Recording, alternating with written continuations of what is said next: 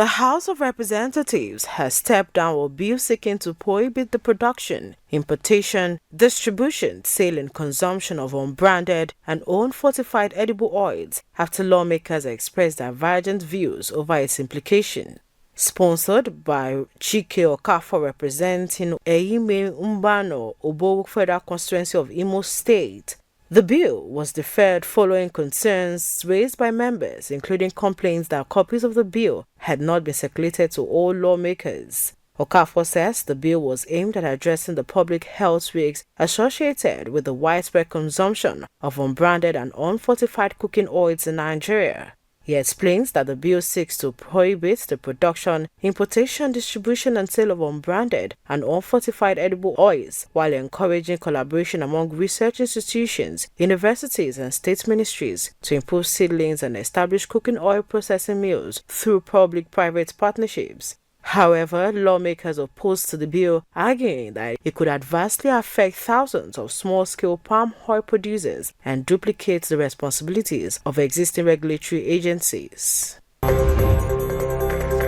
For millions of Nigerians, the state of the economy is measured not only by growth figures, but by the price of food, fuel, transportation, and everyday goods. At its third quarterly press conference of 2026, the Lagos Chamber of Commerce and Industry says while the economy grew by 3.89% in the first quarter and inflation eased marginally to 15.91% in June, the pressure on households and businesses remains significant. The Chamber says food prices can only come down sustainably when governments invest more in local production, while calling for increased support for farmers through access to quality imports, irrigation, mechanization and affordable financing. While supply chain constraints squeeze manufacturers, and higher prices should serve as a major incentive for local planters and agro-business to scale up operations. The government needs to study this development and immediately offer incentive to operators in this sector to empower them to achieve optimum production level. Another point raised is the Central Bank of Nigeria retaining the monetary policy rate at 26.5%. The Chamber says borrowing costs remain too high for many businesses, especially micro, small, and medium-sized enterprises. It says government must complement monetary policy with reforms that will reduce the cost of doing business and improve access to affordable financing. The Chamber also wants government to take advantage of the relative stability of the naira by boosting crude oil production and expanding non-oil exports. We call on government,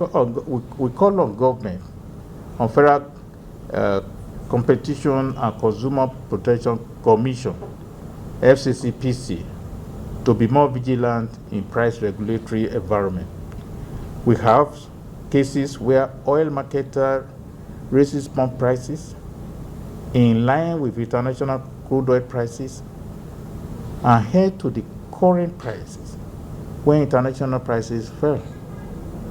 We need to study the dynamics at play and secure the best deal for consumers and businesses. On the telecommunications sector, the Chamber says policies that increase the cost of digital infrastructure must also be reviewed, warning that 35% import adjustment tax on fiber optic cables could slow broadband expansion and increase the cost of digital services. We therefore call on federal government to suspend or review the application of the AIT to telecommunication infrastructure and grant a sector-specific exception until viable local production capacity is established and aligned with fiscal policy within Nigerian National Broadband Plan. As Nigeria navigates global uncertainties and domestic economic pressures, the Lagos Chamber of Commerce and Industry says economic growth must translate into more jobs, lower production costs, and improved purchasing power for Nigerians. Omoumi Okewu, LTV News.